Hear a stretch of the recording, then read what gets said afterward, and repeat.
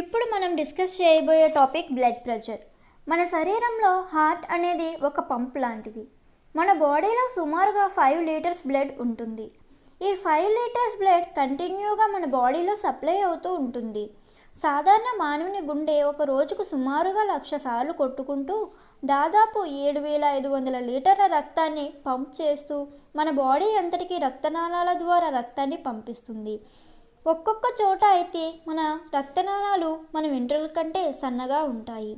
మన హార్ట్ మన బాడీ అంతటికి బ్లడ్ ద్వారా ఆక్సిజన్ అండ్ న్యూట్రియంట్స్ని పంపిస్తుంది.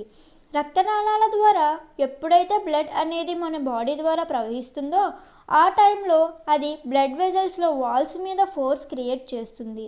దానిని బ్లడ్ ప్రెషర్ అంటారు. ఈ ఫోర్స్ అనేది ప్రతి హార్ట్ బీట్కి పెరుగుతూ తగ్గుతూ ఉంటుంది. కాబట్టి బ్లడ్ ప్రెషర్లో 2 రకాలు ఉంటాయి.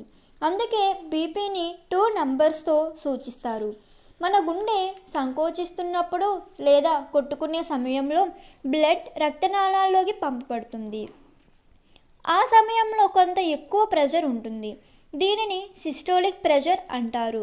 నార్మల్గా మన systolic pressure 120 millimetres of mercury ఉంటుంది.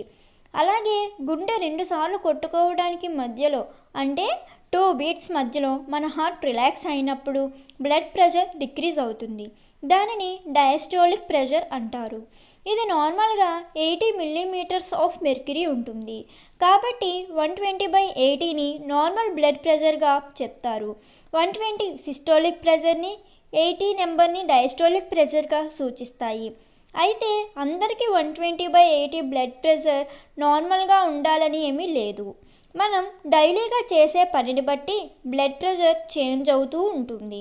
ఫర్ ఎగ్జాంపుల్కి చాలా యాక్టివ్గా ఉన్న టైంలో కానీ స్ట్రెస్ ఫీల్ అవుతున్న టైంలో కానీ గుండె ఫాస్ట్గా కొట్టుకుంటుంది. బ్లడ్ ఫ్లో ఎక్కువగా ఉంటుంది. కాబట్టి టెంపరీగా బ్లడ్ ప్రెషర్ పెరుగుతూ ఉంటుంది. అలాగే రెస్ట్ తీసుకున్న టైంలో లేదా రాత్రి సమయంలో బీపీ తక్కువగా ఉంటుంది. ఇలా ఈ సిస్టోలిక్ బ్లడ్ ప్రెషర్ అనేది 90 to 120 వరకు, అలాగే డయాస్టోలిక్ బ్లడ్ ప్రెషర్ అనేది 60 to 80 వరకు చేంజ్ అవుతూ ఉంటుంది. ఇది నార్మల్ రేంజ్.